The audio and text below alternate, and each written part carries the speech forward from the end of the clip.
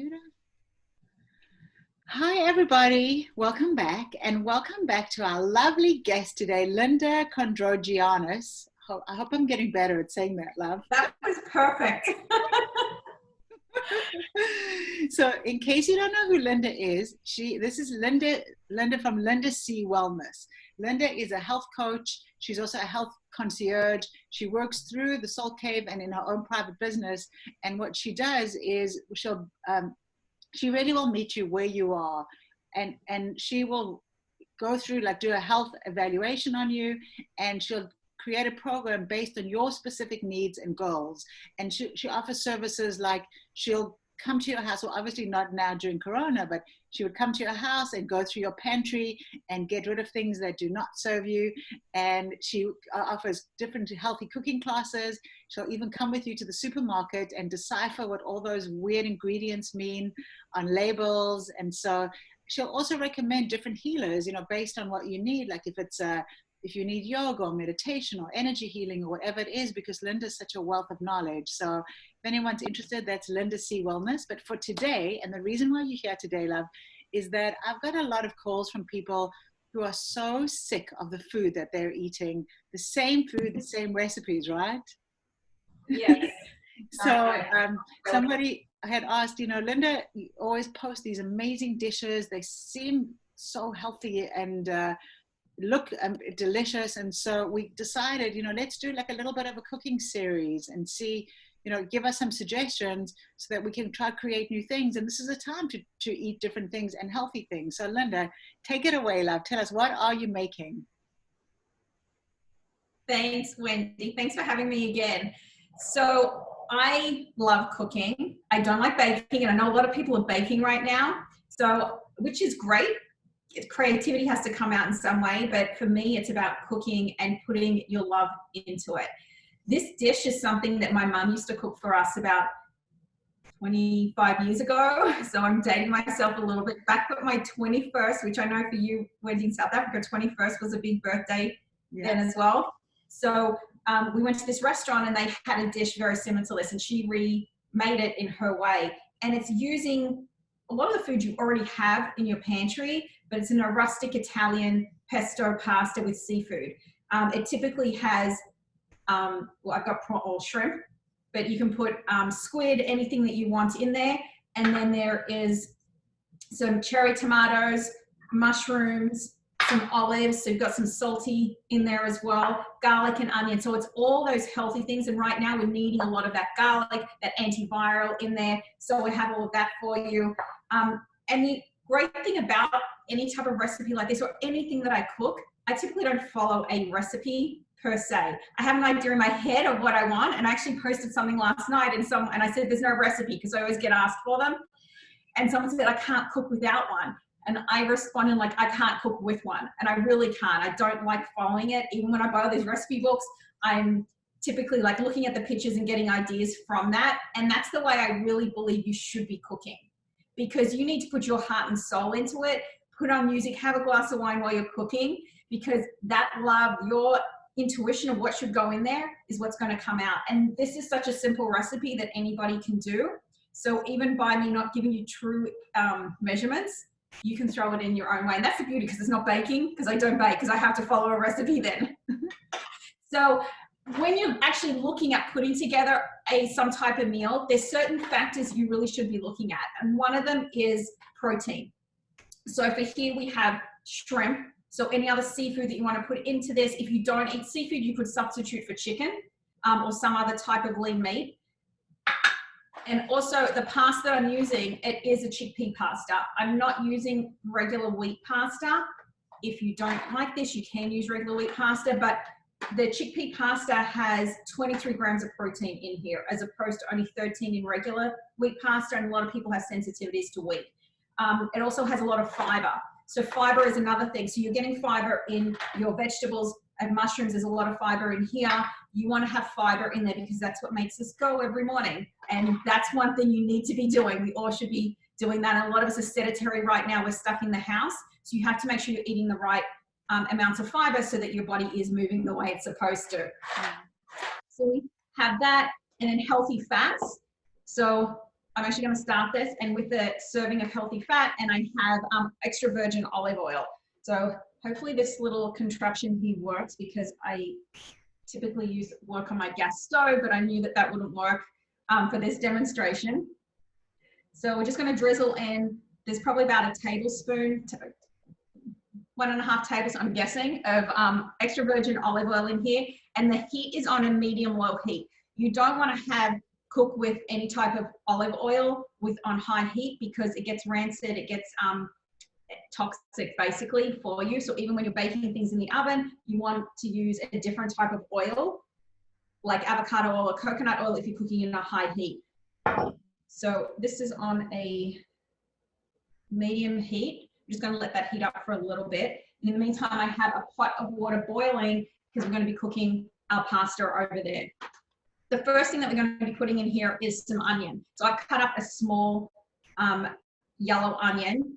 If you don't like onion too much, you can leave this out, or if you're wanting to just use half an onion, I personally like it. There's also a compound in here called quercetin, which I don't know if people have heard a lot about this right now. It's found in onion, garlic, leeks, anything in that onion family. And we're being told by holistic healers at the moment that you should be having that as a supplement, because it basically helps our cells to absorb zinc. And zinc is one of the minerals that is getting lost through the virus that's going around. So translucent. This hand needs to clean up a little more, but that's okay. And we're just going to stir that in. I love that you explaining to us what's, not only is this food, delicious and adds flavor, but food is medicine. And if you know the properties that you do of what, you said garlic's antiviral, and then what's in the onion, and these are regular things we use, but just putting it in, it gives you that added layer of immunity boosting. And that's the thing. I just remembered I forgot an ingredient. That's the thing. Like, food is medicine, and that's the way it should be treated. So if you think about centuries ago, when there wasn't Western medicine, how did they treat anything? It was with plants and herbs, and that's what we're eating. That's the food. So really look at whatever you're putting together. How can this benefit your health? I mean, I know, trust me, I indulge as well. Like, yes, I do cook one meal a day like this, but I'm still snacking on some things that I shouldn't be. But it's as long as you're 80% doing the right thing for your body, and you feel it when you're not. Like, sure. So I know a lot of us have been eating things that we shouldn't be during this time. And we've been feeling it. I mean, you and I, Wendy, have spoken about this. Like, we need to color back and feel better again. And we're changing things back up to the way that we should be eating. So really use your food as medicine, and learn to love to cook. A lot of people are home and are cooking for the time. Some people love it and some people don't, but really try to learn to love it and cook simple things. If you're getting a recipe where there is 20 ingredients and 50 steps, I wouldn't even go there. No. It should be something simple and easy to put together. And look, this is all set up, everything's chopped up. I don't normally cook like this. I cook and I chop it up and throw it in, but I did this for time's sake. But it should be just simple. This is not a hard recipe to follow at all. I'm just turning this up. So in here, it's just the onions right now, and they're getting translucent. They're probably about halfway done. It should only take a couple of minutes, 3 minutes or so for that to happen. And I'm not salting anything right now. I'm going to put the garlic in a minute, and the mushrooms. And the reason I'm not going to, because mushrooms hold a lot of water. So when you're cooking mushrooms, especially if you're sauteing them, don't salt them right away, because otherwise it's going to release all of that water and it's going to make everything soggy. The mushrooms then get that squishy taste to them. That's a great tip. So you don't want to be doing that right away. So this is I'm going to add in garlic. So I have 4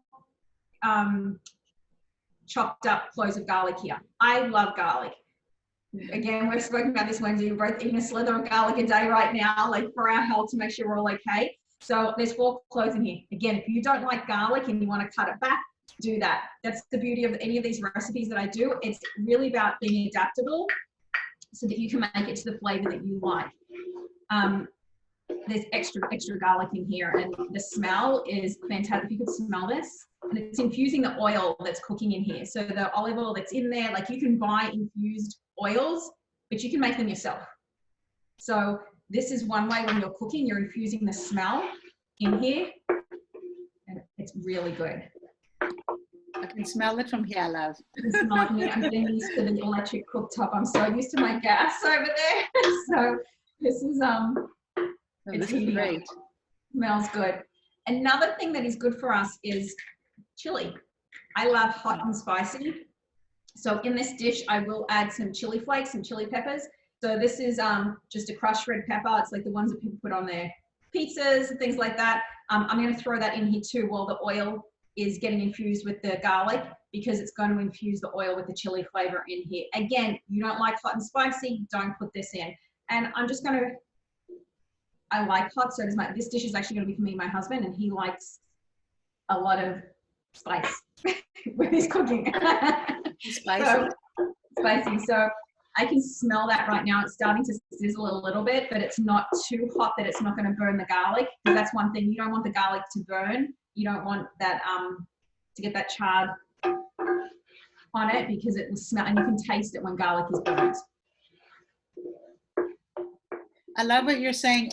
You know, just so it's true. People are, you know, indulging, and that's okay if you're doing both. You know, that's fine as long as you are getting enough of these nutrients and goodness in your body. That's fine. It's going to counteract the bad. But you know, if you're somebody who doesn't like cooking, yes, you don't, you know, then just start it with a small goal. Just say, okay, 1 meal a week. I'm going to consciously make this meal, and I'm going to put in these ingredients that do this. You know, like what you said, the garlic, the onion, and something green.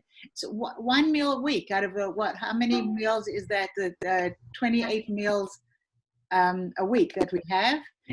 It's a small goal, and I know it's very hard to be motivated right now, but just 1 a week, which could really help you. That's all that you need. That's all that you need is just 1 meal a week. And the thing is, cook extra so that you have leftovers the next day. There's another thing I'm going to show you, the pesto that we're going to add in here. You're going to make extra, and you're going to put that in the fridge or freeze it. So you're going to have that for another time. This isn't about cooking and then, sorry, I'm just going to add in the mushrooms. This isn't about cooking and then every day, oh my God, I have to start all over again. You need to have things prepped from meals before so that you can have things ready to go. Chris just got home, my husband just got home. You can smell the food. He actually had to go into work this morning. So he knows he's getting this for dinner tonight. So I put the mushrooms in. As I said, I'm not salting this yet. We're going to do that once the mushrooms start to cook down a little more. But while that's happening, I'm actually going to start the pesto. This is like the main ingredient to this pasta dish. And it is traditional pesto is just basil, pine nuts, olive oil, garlic, and Parmesan cheese. So I wanted to change it up a little bit, and you can make pesto out of anything. Like that's the traditional way to do it, but you can make it out of anything. I wanted to add more nutrients into it, even though you are getting that with the basil. I put in about 1.5 cups of fresh basil in here, and if you could smell this right now, nothing's better than fresh basil, especially it's the smell of summer coming. Like I grow huge bushes of it outside during the summer, and it reminds me of my husband's family's from Greece, and we go there. They always have it there fresh for us, and when we go to Italy to my family. But I also have baby spinach in here. So you're getting the nutrients from both. Spinach is full of iron, all the phytonutrients from all the green that is in here. You're going to be getting all of that. So we're going to quickly make this. And that's doing for all those Americans, that's basil. Sorry. I know, we call it basil, they call it basil. There's actually some vegetables like spring onions are called shallots in Australia, and I know shallots are a little onion here. So I'm like so confused all the time. So basil I have in here. So we're going to put this in here. Pine nuts. So pine nuts, for those who can see in here, I've lightly toasted them, and they smell so good. They're actually not from the nut family, so most people that have a nut allergy can actually have these. It's not a problem. So you're going to add in is about 1/2 to 1/3 of a cup in here. And we're just going to pulse this up a little bit. Excuse the noise. This. It would help if I plugged it in. That's another whole art, using that. We're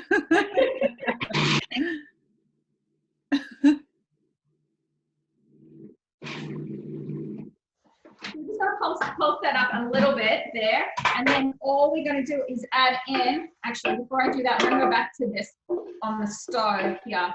We're going to add in now our cherry tomatoes. And there's about a cup chopped here. I'm just going to add that in. And there's a lot of nutritional benefits to cooking tomatoes rather than just having them raw, even though I eat them raw all the time. And if that was smaller ones, I wouldn't have cut them because they will blister easier and then they open up themselves, which is the way I prefer it, but these were quite big. And the sweetness of the cherry tomatoes gets into this. So you're going to have your salty with your olives and then the seafood.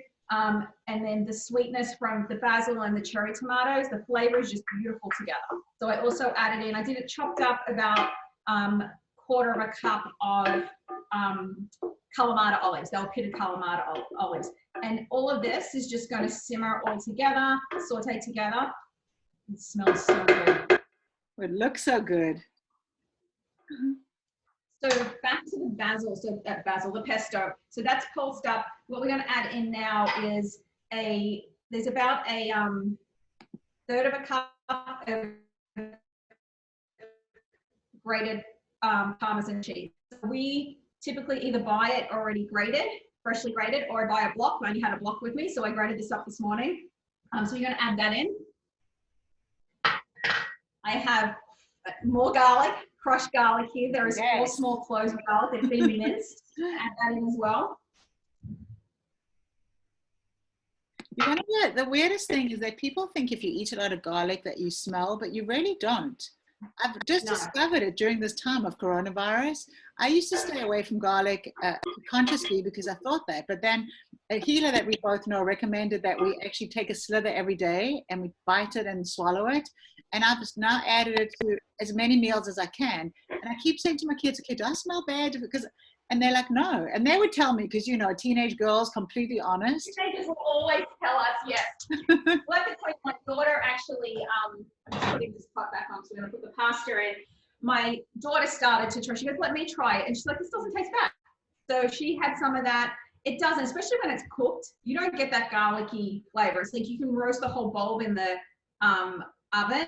Yeah. And then comes out and it's caramelized. It tastes so good. So that's another way you can have it if you don't like the pungent taste, because it can be quite pungent on the tongue, but it tastes so good. And the benefits of it, especially now, like, and all my cooking is more Mediterranean style, and we cook with so much garlic. And I don't think I smell. I hope I don't. You'll tell me if I do. I know. I've been up close and personal with you many times, love. No, there's no way. I would tell you.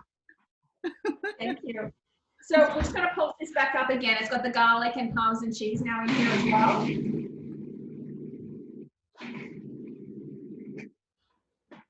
Take that off, and we're actually going to add in a little bit of salt. And I do use my pink Himalayan salt. Yes. I did get some, okay. So I use that in nearly all of my cooking. So we're just going to add in a little bit of salt, not too much because the Parmesan cheese is typically salty. So sprinkle a bit of that in here, and some cracked black pepper. Now, this is really all to taste. So once this all gets blended up, I'm going to put some olive oil in here now to make it into that pesto paste. And for those that don't know, whoever has like a food processor like this top section, the little part that goes in and it's in everyone's, there's a tiny hole at the end. So that's where you're supposed to pour the oil in. The oil into here. What? And it drizzles in. I can't believe I never knew that all this time in my whole life. I thought that was a mistake. Yeah. So I'm going to turn this on and I'm going to slowly pour some in. We end up using about a third of a cup.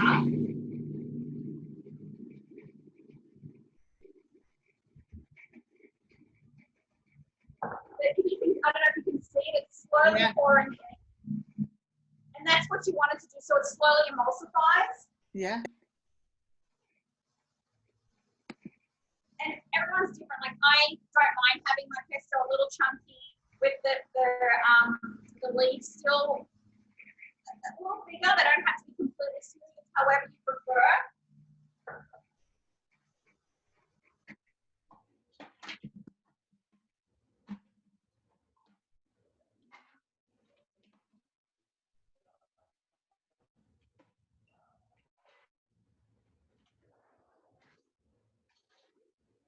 Which then scrape into the sides. Oh my God, you can do so many things with that pesto.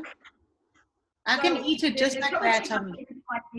It smells really good. So, and it's so vibrant and green. So this, we're going to have a Parmesan cheese in here. So typically the way I would normally store it is either in, I have some empty glass containers. So I'll store it in here, and I might put a little bit of extra olive oil in here, because if it's not covered with enough fat, it can actually become moldy. So I might pour a little bit of extra on the top afterwards, and I'll store it in the fridge, and it'll last me a couple of weeks. Otherwise, I'll actually freeze it into ice cube trays. And then once they're frozen, I crack them and put them into a little Ziploc. The only issue is if you put Parmesan cheese in here, you don't necessarily want to freeze it, because it makes the color go really brown. So it just depends on how you want it. It doesn't particularly bother me, but it's just whatever your preference is. So we're going to be using this as part of our dish. Actually, the water's boiling. I'm actually going to cook our pasta now. This only takes a couple of minutes, and I'm going to add the seafood into here.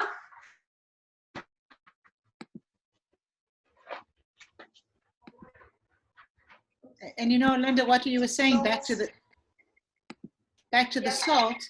I love that you use Himalayan salt, because the white salt has so many chemicals. The more natural salt, the better. And the pink salt has 84 trace minerals. You don't have to use Himalayan, but at least use something that has more minerals in it. Exactly. So why don't you explain to people then who get to watch this video why it's so important that once you can open up the salt cave again, what do those minerals do to you when you're going in there, which I thought was phenomenal. And I feel a difference when I get to go and sit in the cave. Yeah, so going into the salt cave, what it does, it helps to balance the minerals in your body.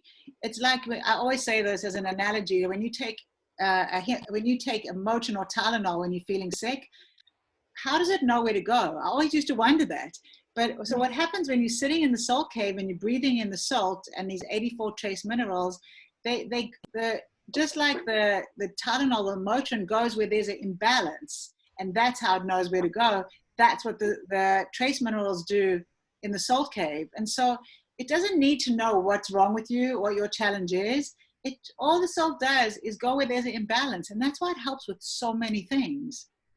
Exactly. And I noticed it, and I went in there, it's probably 2 summers ago, and I suffered from vertigo, and I came, and you even saw me, and you're like, what is wrong with you? Are you okay? You don't look well. And I'm like, I need to go sit in there, and I came out, and all of that pressure from the vertigo had gone. And I know so many people that have gone in there, and again, how does it know where to go?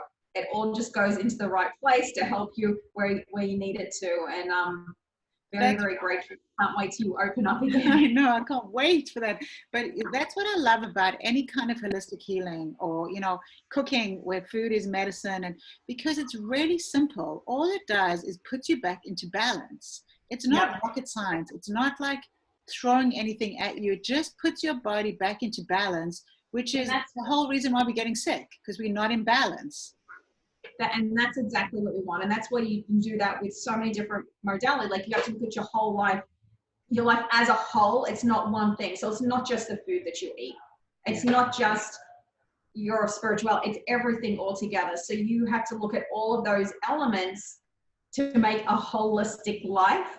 And none of them are perfect. There's always a few that you need to work on, and it's choosing those 1 or 2 to work on it at the right time. It's the perfect time for everybody to be cooking, but doing that and recognizing where you need help. And yes, you can reach out to me if you wish, and I can help you with that. But there's so many people out there where you can get help. There's so many different modalities. Like, how many people, wonderful healers that you have working out of the cave, who, yes, I refer people to, that you have in there that help them from Reiki healing to medical intuitives. Like, it's phenomenal. The amount of people that I have met and personally experienced and felt the healing from has been phenomenal.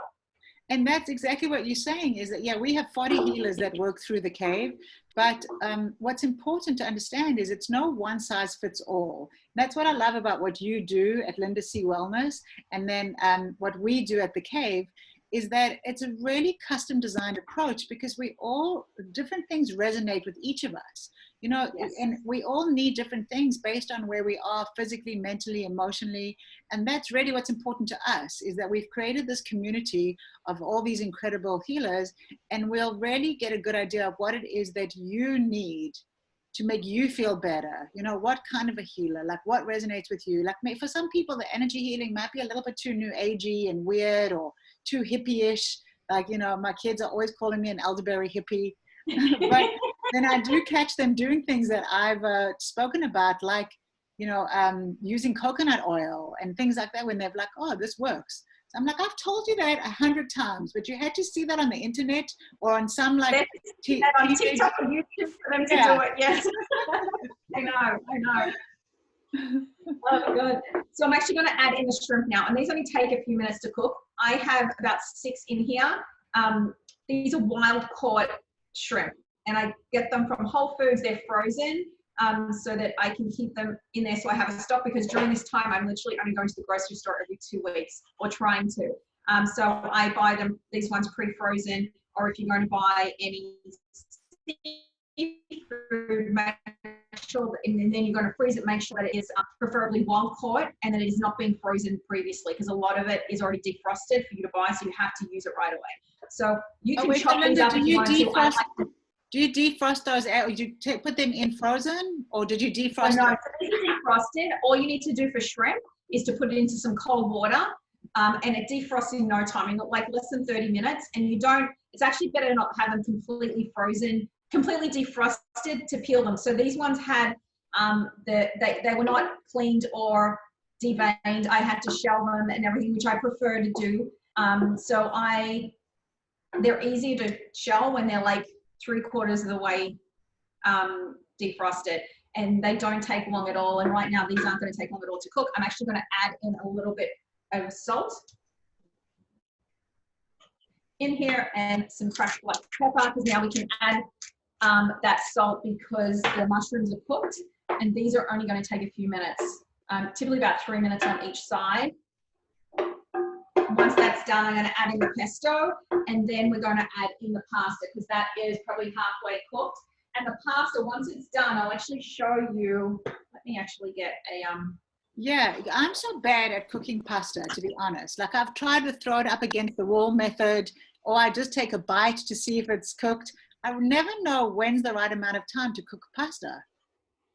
So I don't time anything. So I know that on these ones, they say about 7 to 9 minutes. I usually, every now and again, I'll take one out and try it. And the legume pastas, like the chickpea pastas, it's, if I could take you over there, I would, but it creates like a foam on there. You do have to rinse them out a little bit, and then sort of reheat them in your sauce. But one of the things with this dish, that you can see, it's actually fasoli pasta, so it's that curly pasta.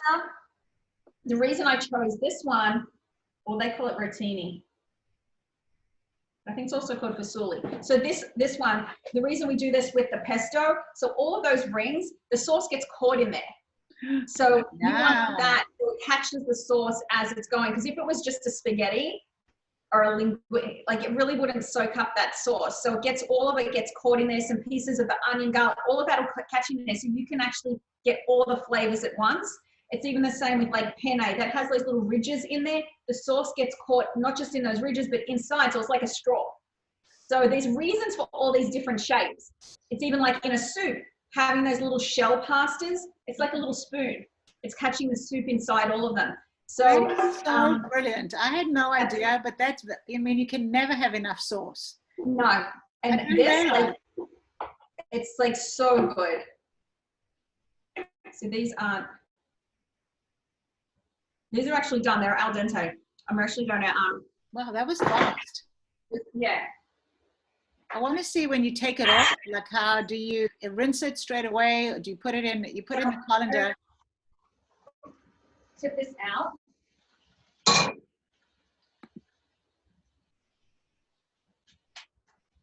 I'm going to rinse it a little bit, not too much, but it creates that extra foam on there that you want to take off. You get a nice steam facial while you're doing that. Yes. And I'm just going to pop it back into here, so if any water is still dripping, it's going to go into there, and I'm going to pop it over here for the moment. Because this is just about done. These shrimp are actually, these are cooked. They're actually looking beautiful and pink. And that's how they should be looking. You don't want to overcook them because then they get tough. So this is all cooked. What we're going to do now is add in the pesto. So you can put in as much or as you like. I like a lot of it. I'm actually probably going to be using all of this for this dish because I'd rather have more sauce than not enough. I'm just going to mix this through. I'm just going to turn it down again a little bit.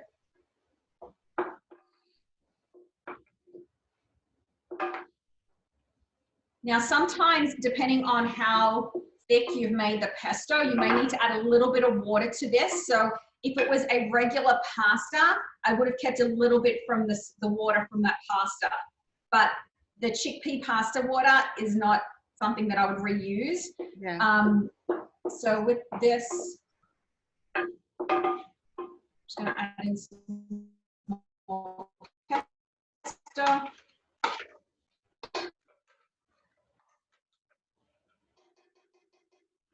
And don't be afraid to experiment. Like I use the mushrooms and the onions, garlic, the tomatoes, olives. You don't like any of those, you can use so many different vegetables in here. You could use cut up bell peppers, zucchini, whatever you want. Don't want shrimp, put in chicken. Or if you don't want any shrimp in there at all because there's protein in this pasta, you don't have to if you're vegetarian. So, oh my God, Wendy, if you could smell this right now. Oh, I almost so can. I feel like coming to eat it right now. Come over for dinner. Stupid social distancing. I know. Need a smell-o-vision. So I'm actually no, that's next. You know that's coming next. Smell-o-vision. I love it. Oh, so you put it directly in. Okay. I put directly in there, yeah. So a lot of growing up, we always mixed our pasta directly into our sauces. It never got served with pasta and then sauce on top. Yeah. So for those that don't know, my background is Italian. Even though I'm Australian, that's the crazy accent you're hearing. My family, I'm first generation Australian. My family is from southern Italy, Calabria. So everything was very rustic cooking. Everything's always roughly chopped up. That's how all of this was. It's how I cook and the way I like to cook. And it's all very intuitively done. So deciding on what you want to put together, what flavors, think about things that you've had in the past. How do they make them? Change it up to the way you like to have it. And this is done. I'm actually going to serve a little bit. I'm going to show you. It looks incredible. And you know, what you said is great because you can really just use anything, use any vegetables, any protein. Now that you've shown us how to do this, I mean, that could be at least 10 different meals, you know, if you could be a little bit creative. So I also measured this that we got 3 shrimp each, which I thought would be plenty, even though I could probably eat more. I have like control issues. So that's the dish. Oh my God, it looks incredible. And the other thing that you could do is grate some, I'm not sure if you can see that here, grate so the block of Parmesan cheese. If you like more, you're going to grate a bit more on top. I feel like that's a must. That's the must. My son walked past before when I was putting this all out. He's like, what's that? I'm like, we can't touch it because he would eat the whole thing. And then the fresh basil, like tear some leaves off. Don't cut your leaves or anything like that. Just tear them. Rip them up, put some more on top. That extra flavor.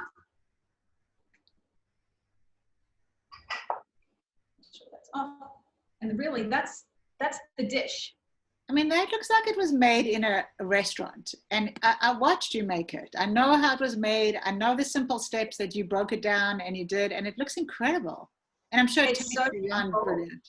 It smells so good. It's easy. It really is. And if you don't want to make your own pesto, you can buy pesto. So this is one that I had in the fridge, but you have to be careful. Like a lot of them have fillers like potato in them. You want to find one that's really clean. Trader Joe's has a really good one that I prefer. I just haven't dared to go on the 2-hour line to get in there.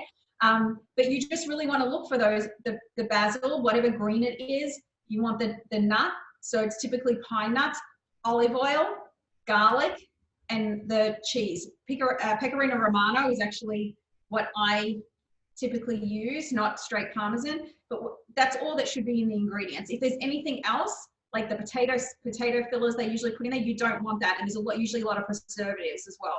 So anything can be done. If you don't want to do this big step, you can actually buy things. So super simple and easy. You can even buy your mushrooms cut up already. Like, make shortcuts if that's easier for you. I know not everybody, well, everybody has time now, but typically you don't always have time. So I'm all into shortcuts, but there's no reason why anybody can't make this dish. And it's a perfect balanced dish. You've got your protein, you've got your fiber, you've got your greens from the basil and from the spinach in here. You've got everything in here, even though it looks like a starchy pasta dish, it's not. So there we go. Oh my God, how simple and stunning. And you know, the thing is, you broke it down in such a way anyone could do it. And we literally I could film you every day, because this is how you cook all day long. You know, you show, I see these amazing looking meals, but you keep them simple with basic ingredients that are really good for you. And so anyone could do it. We're going to do like a little series. I feel like this is very helpful to a lot of people. I mean, to me too. I'm thinking, okay, I have that pasta at home. I have the basic ingredients. It looks incredible, Linda. What time is dinner? I know I'm going to come over. We're going to do this again. I actually love doing this. Like, this is my element.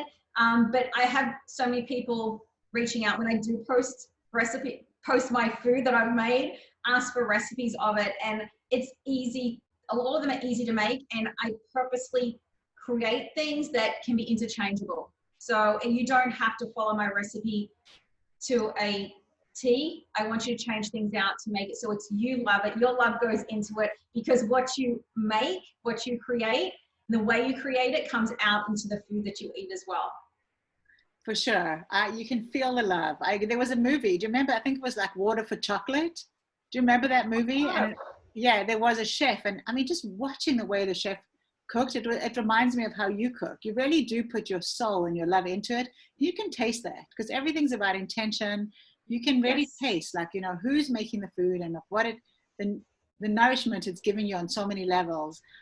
Linda, thank you. And if people want to get hold of Linda, I'm going to put her contact information below, how to get hold of her via email or on her website. And, you know, if you have any questions about this recipe, or working with Linda, she's available. I know a lot of people have been calling you, but thank you for giving us some more ideas so that everybody's not stuck in a rut at home with the same recipes and getting trouble from their teenage kids.